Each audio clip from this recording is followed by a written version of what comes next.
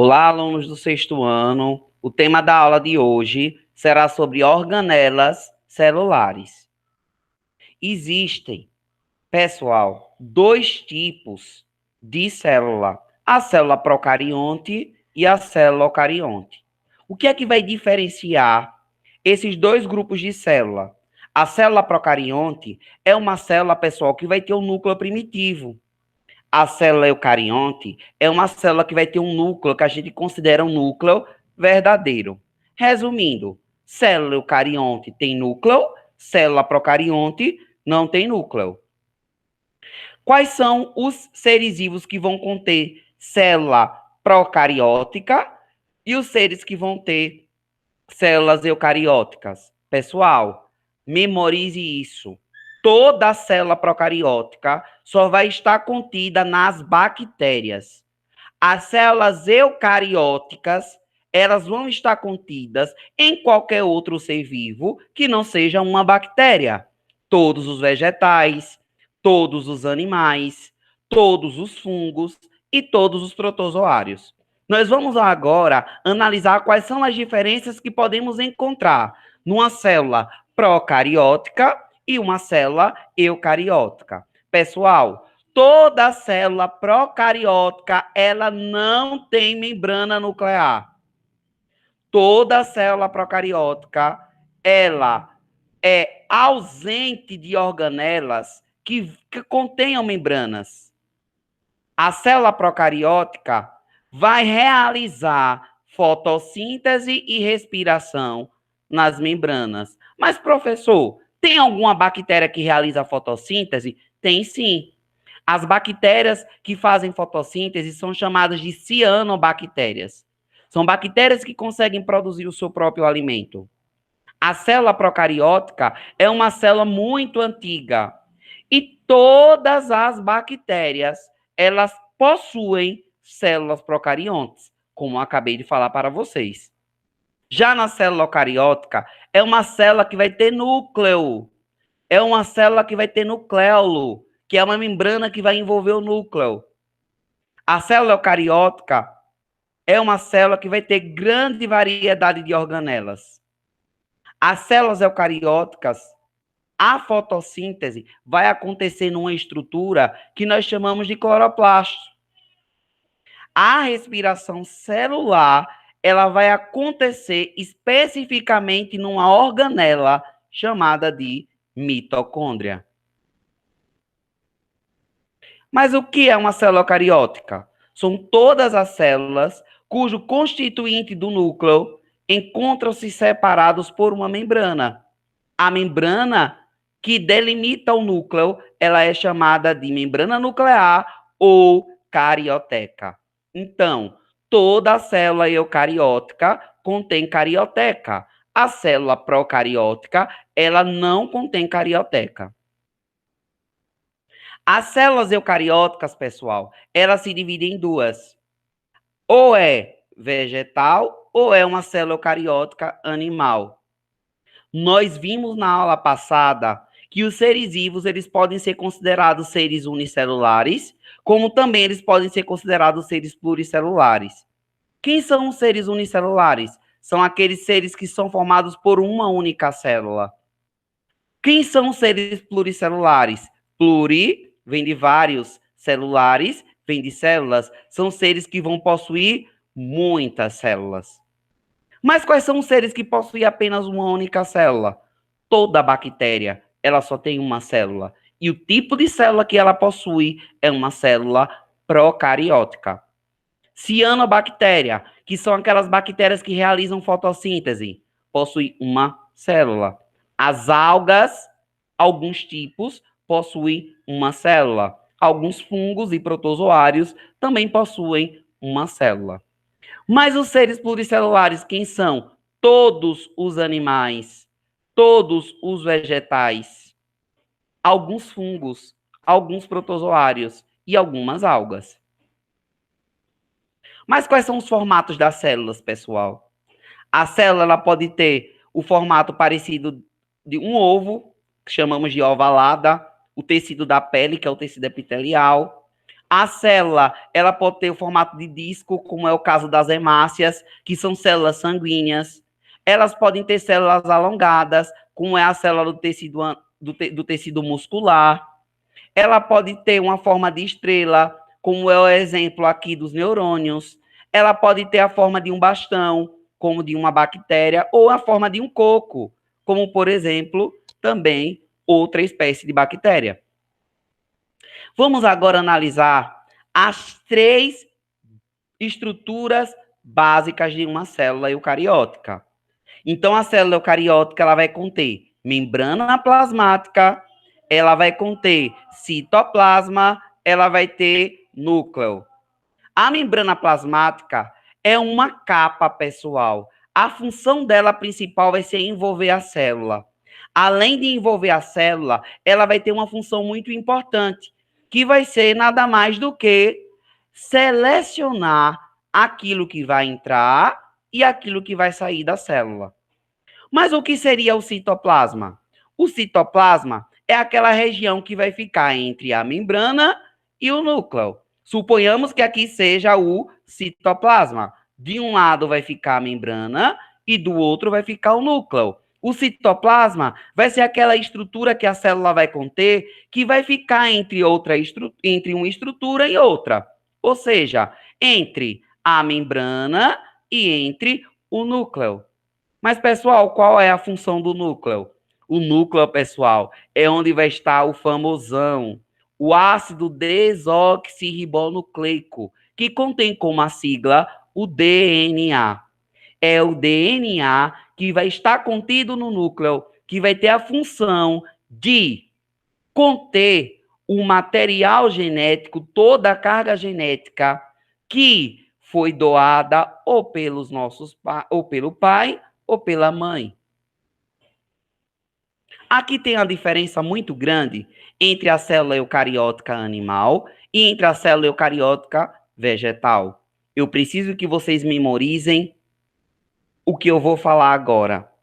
Existe uma diferença muito grande entre uma célula animal e uma célula vegetal. Qual é a diferença?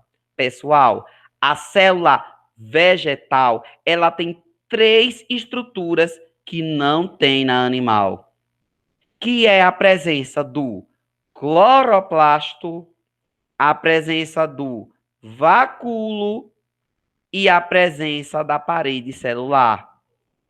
Nem parede celular, nem vacúolo e nem cloroplasto você vai encontrar no animal. Nós vamos estudar agora o porquê. Aqui tem para vocês um exemplo de uma célula vegetal. Mas, professor, lógico que aqui é uma célula vegetal. Você está vendo aqui na legenda, mas não, pessoal. Quando você olha para uma imagem, que você vê logo uma estrutura bem oca dentro dela, que seria essa estrutura aqui, azul, essas cores são fantasias, é a presença do vacúolo. E vacúolo eu não tenho na célula animal, eu só tenho na célula vegetal. A outra organela que só tem na célula vegetal tá aqui, pessoal, é o cloroplasto. E a outra, pessoal, é a parede celular. Essa parede celular que contém uma composição que só tem na planta, que é a celulose. Mas qual é a função, pessoal, dessa parede celulósica? A função nada mais é do que reduzir a perda de água. O nome dela já diz, é uma parede, é uma barreira. E essa barreira, ela vai servir justamente para impedir que a célula ela perca água em excesso. Citoplasma. Pessoal, o citoplasma, lembra que eu falei? É a região que vai ficar entre o núcleo e a membrana plasmática. É aquela que vai ficar no meio. Tudo isso aqui, com esse roxinho bem claro, é o citoplasma. Pessoal, tudo que está no citoplasma está mergulhado nele, porque o citoplasma, ele é formado, ele é preenchido por um líquido, e esse líquido, ele é chamado de hialoplasma. O citoplasma, ele tem a função importantíssima, pessoal, de que de garantir o funcionamento da célula. Por quê? Porque é no citoplasma que todas as organelas celulares vão estar localizadas, vão estar dispersas. E é por isso que ele tem essa função de permitir, de garantir que a célula funcione da forma correta. O núcleo, eu já falei para vocês, é nele que vai estar contido o DNA. O DNA é onde vai estar controlando todas as reações que ocorrem na célula. Eu até costumo dizer que o núcleo é o cérebro da célula, porque é ele que vai controlar tudo que a célula vai fazer. É nele que contém o DNA, é nele que está o material genético, é ele que está todas as características hereditárias que foram provenientes ou do meu pai ou da minha mãe. E agora nós iniciaremos as organelas citoplasmáticas. Cada organela, ela vai desempenhar uma função específica na célula. Pessoal, qual é a função do lisossomo? O lisossomo, ele tem a função principal de realizar o processo de digestão celular. É como se o lisossomo, entre aspas, ele fosse o estômago da célula, porque é ele que vai fazer o processo de digestão. A outra organela da célula, ela é chamada de ribossomos. Todos esses pontinhos que vocês estão vendo aqui são responsáveis por realizar a produção de proteínas. Alguns livros até trazem outra palavra, síntese, ou sintetizam proteínas, porque é ele que vai ser responsável por produzir toda a proteína. As mitocôndrias, vocês já viram qual é a função delas nos slides passados.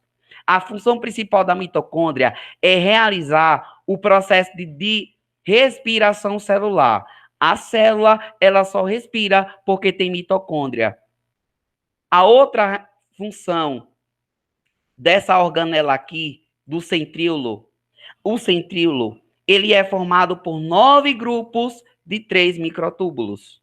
Ou seja, se você olhar aqui, eu tenho 3, 3, 3, 3. Eu tenho 9 grupos de 3 microtúbulos. Qual é a função, pessoal, de formar o centríolo? O centríolo vai ter a função de formar duas coisas. É o centríolo que formam os cílios, é os centríolos que formam os flagelos. O espermatozoide, ele tem a cabeça e ele tem a cauda. A cauda do espermatozoide ela é chamada de flagelo. E o flagelo do espermatozoide, quem é que o forma? Os centríolos. A outra organela é o complexo de Golgi. O complexo de Golgi ele tem a função de armazenar proteínas. Alguns autores dizem que o complexo de Golgi são empacotamentos da célula, que vai ter a função de armazenar as proteínas que foram produzidas por quem? Que foram produzidas pelos ribossomos. Além disso, o complexo de Golgi ele também tem a função de secreção celular. Tudo que a célula for secretar, quem secretar e libera essa secreção é o complexo de Golgi. A outra organela é o retículo endoplasmático. Mas, percebam que o retículo endoplasmático eu tenho liso e eu tenho um retículo endoplasmático rugoso. Mas, professor, qual é a diferença? Porque eu tenho dois tipos. Pessoal, a função do retículo endoplasmático liso e a função do retículo endoplasmático rugoso é a mesma, transporte. Mas o retículo endoplasmático rugoso, ele tem uma diferença funcional, assim como também uma diferença anatômica com relação ao retículo endoplasmático liso. Porque aderido, agregado ao retículo endoplasmático rugoso, eu vou ter esse monte de bolinhas, que nada mais é do que os ribossomos. E se o retículo endoplasmático rugoso vai ter esse aspecto físico rugoso, por causa da presença dos ribossomos, é justamente essa função que ele vai possuir de produzir proteínas que o retículo endoplasmático não faz. Além de transportar, o retículo endoplasmático rugoso, ele também produz proteína. Tá aí, pessoal, a mitocôndria. Como eu falei para vocês, a função principal dela é respiração celular. Aí o complexo de Golgi, armazenamento de substâncias, assim como também secreta ou descarta substâncias. A função do lisossomo, que é a de digestão celular. A função do retículo endoplasmático liso ou rugoso é a função de transporte. O retículo endoplasmático liso, ele na verdade produz lipídio. O retículo endoplasmático rugoso, ele produz proteína. O que é um lipídio, pessoal? Lipídio é gordura, certo? A gordura que o nosso corpo produz é produzido por ele. Os centríolos, como eu falei para vocês, ele é formado por 9 grupos de 3 microtúbulos. A função dele é formar cílios e formar flagelos. Mas eu não falei para vocês outra função importantíssima que os centríolos possuem, que é realizar o processo de divisão celular. A divisão celular, ela só acontece, pessoal, porque existe essa presença dos centríolos. Os centríolos, eles participam na hora que a célula, ela vai se dividir, ela vai se multiplicar. O ribossomo, ele tem a função de sintetizar, produzir quem? Proteínas. E assim, nós concluímos a aula de hoje. A atividade que eu passo para vocês é a atividade do livro, da página 149 e 148. Eu aguardo essa atividade ainda hoje no grupo, no privado do meu WhatsApp. Desejo a vocês uma excelente manhã, de muito estudo, de muito aprendizado. Desejo também muita saúde. Fique em casa e deixe que a escola vá até você. Muito obrigado pela atenção de todos. Tchau, tchau.